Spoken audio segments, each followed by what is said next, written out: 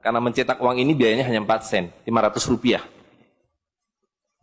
Ya, jadi berapapun harta yang kita punya bisa dibeli dengan cara itu. Nah, lalu tadi saya sudah ceritakan uang kertas itu dimunculkan bersamaan dengan konsep negara nasional plus hutang negara. You boleh merdeka tapi you miskin. Rakyat penyakitan, rakyatmu bodoh. Tapi jangan khawatir, saya punya uang. Sekolahkan rakyatmu, bikin pembangunan, saya kasih utang. Ya kan? Nah, jadi tugas pemerintah itu, republik, adalah satu, mengambil hutang dari bank, menghabiskan utang itu, melalui apa yang disebut APBN. Lalu dulu mereka tanya, jadi bagaimana saya membuat APBN? Jangan khawatir, sekolahkan anak-anak pintar kamu ke Berkeley, ke Chicago, ke Harvard. Mereka dididik untuk membuat pembangunan. Lalu dikasih paket hutang, dan diajari, kalau nggak bisa, kirim konsultan seperti John Perkins, dan sejenisnya. Lalu ada satu pertanyaan, bagaimana kami membayar hutang kami kalau begitu? Mereka bilang, you punya 200 juta rakyat, pajaki rakyat kalian. Pajaki rakyat kalian. Kalian punya pala, punya cengkeh, habisi hutang kalian. Karena you membayar hutang, kalau kita hutang, 5 miliar dolar setiap tahun, apa mereka kasih berkoper-koper dolar? Apa yang mereka kasih ke kita? Mereka hanya mengetik di komputer, 5 miliar dolar, ting, masuk ke Bank Indonesia. Nanti Bank Indonesia tinggal kirim ting ke Bappenas, Bappenas ting ke departemen-departemen itu. Tapi ketika kita mau membayar hutang mereka, bisa kita mengetik di komputer 5 miliar dolar, ting, dibayarkan ke Bank Dunia? Nggak bisa, you mesti punya devisa. Dari mana kami punya devisa? You mesti beli dolar kami. Caranya tebang hutan kalian. Habisi boksit kalian. Habisi mineral kalian. Betul nggak? Nah, jadi itulah yang terjadi di dalam sistem Fir'aun sekarang ini. Bahwa pemerintah itu didesain hanya untuk mengambil hutang dari bank, menghabiskan melalui APBN dan proyek, kemudian memajaki rakyat. Karena itu pajak semakin hari semakin tinggi, semakin banyak, semakin tinggi, semakin banyak. Gitu. Nah, jadi kalau digambarkan seperti ini, ya kan? Wilayah domestik nasional itu adalah demokrasi. Supaya kalau 5 tahun harus ganti. Kalau ada presiden, ada perdana menteri yang tidak nurut pada para bankir, out. Tapi para bankir tidak pernah berganti. Mereka turun-temurun, perusahaan swasta, anak beranak pinak. Ini kira-kira hanya 400 keluarga di dunia ini yang menguasai seluruh sistem keuangan dan politik. Jadi kita ini sekarang utangnya tiba-tiba sudah 2.100 triliun. Padahal tahun waktu Pak Harto jatuh itu utangnya hanya berapa? 50 miliar dolar. 500 triliun. Sekarang sudah 2.000 triliun. Dan begitu kurs dolar berubah, utang kita nambah.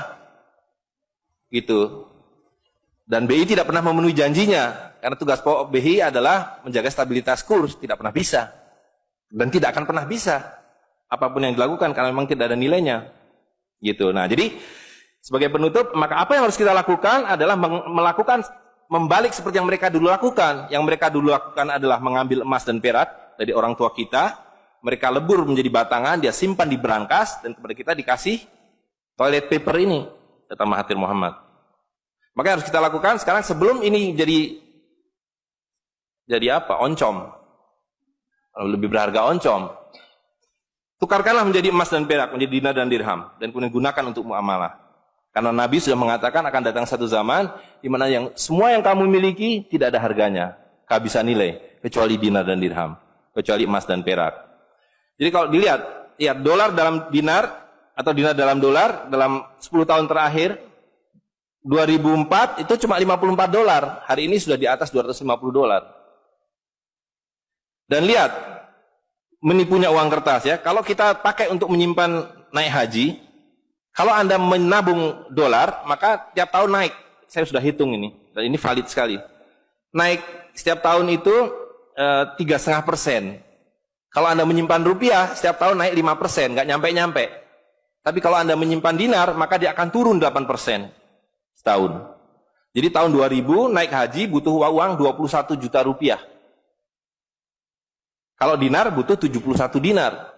Tapi hari ini kalau mau naik haji butuh hampir 40 juta rupiah. Dengan dinar, cukup dengan 16 dinar. Jadi dulu kalau punya rupiah naik haji satu orang, sekarang sampai Dubai suruh pulang. Nggak cukup uangnya. Tapi dengan dinar, dulu naik haji satu orang, sekarang bisa naik haji 4 orang. Dengan kata lain, kalau Bapak Ibu sekalian serahkan cengkeh Bapak Ibu sekalian dan menerima uang kertas, Anda 4 kali miskin. Detik itu juga dalam konteks ini. Maka serahkanlah cengkeh dan katakan, saya mau serahkan cengkeh, bayar kami dengan dinar. Bayar kami dengan dirham. Saya serahkan pala kami, bayar kami dengan emas dan perak. Saya tidak mau uang palsu ini, uang-uangan ini. Saya mau uang yang sebenarnya, uang dari Rasul SAW. Ya, gitu. Dan harga minyak ini palsu semua. Dibilang minyak naik turun naik, tidak ada yang minyak naik. Kalau dengan dolar dia naik terus, tapi dengan dinar dia flat. Sekali lagi, bahwa sumber daya alam itu terbatas, maka alat tukar pun harus terbatas. Jadi ketika kita menggunakan kertas ini digelembungkan. Tapi ketika Anda menggunakan emas dan perak, ini sama. Maka sekali dia punya alat tukar, nilai tukarnya dari zaman Rasulullah SAW seekor kambing, hari ini 1 dinar dapat seekor kambing. Zaman Nabi dapat seekor ayam 1 dirham, hari ini dapat seekor ayam. Tidak ada yang berubah. Sekali lagi pemiskinan itu adalah dibikin oleh sistem.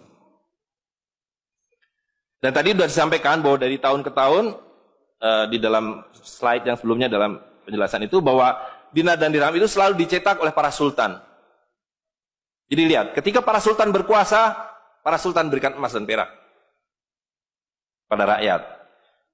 Para sultan kemudian disingkirkan, diganti oleh para bankir, emas dan perak mereka ambil, diberikan kertas. Itu yang terjadi dari abad ke-19. Maka alhamdulillah pada hari ini kita melihat bahwa kesultanan sudah kembali dengan dinar dan dirham.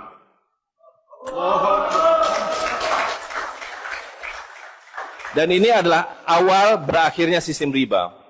Ini adalah awal dari janji Allah SWT, yamhaqwahu riba wa yurbi sodakotan. Aku suburkan sedekah dan aku hancurkan riba.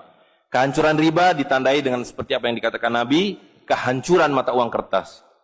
Suka atau tidak suka, terima atau tidak terima, ini adalah awal kehancuran. Dan karena itu yang harus kita lakukan adalah supaya kita tidak ikut hancur di dalamnya, kita song-song kembalinya dinar dan dirham. Dan itu berarti kembalinya sultania.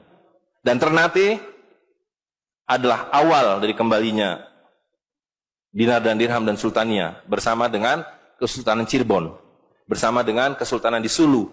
Jadi sekarang sudah ada 3 sultan yang mencetak kembali dinar dan dirham. Dan ini akan mengawali kembalinya dinar dan dirham di seluruh dunia. Jadi kalau pada abad 15, abad 16, abad 17 bangsa Ternate sudah sampai ke Madagaskar, sudah sampai ke negeri atas angin di Spanyol, maka pada abad 21 kembali Ternate sampai Spanyol. Ternate sudah kembali sampai Afrika Selatan, sudah sampai Eropa melalui dinar dan dirham yang berlaku di seluruh dunia. Orang Amerika tidak bisa mengatakan emas saya 5 kali lipat dari emas saudara, tidak bisa. Emas kami dari Ternate sama harganya dengan emas kalian. You 1 dinar, kami 1 dinar. You 1 dirham, kami 1 dirham. Itulah keadilan. Ya.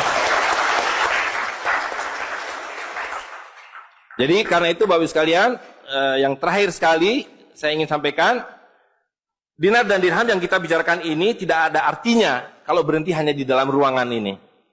Dinar dan dirham harus segera berkemerincing di kota Ternate. Dan Anda semua yang harus memulainya.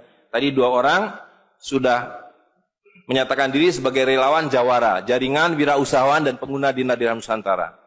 Maka dalam waktu sebentar, insya Allah di Ternate, dari 2 orang ini akan menjadi 2.000 orang yang menggunakan dinar dan dirham. Ya, dari 2.000 akan menjadi 200.000. Seluruh penduduk Ternate menggunakan dinar dan dirham. Dan Kanjeng Sultan dari beberapa waktu yang lalu sudah mulai membagikan zakat dalam dirham. Jadi di Ternate itu sekurangnya sudah ada 1.000 orang memiliki koin dirham yang dibagikan oleh Sultan. Dan itu adalah awal. Ini baru awal dari kembalinya Islam dan berakhirnya kezaliman.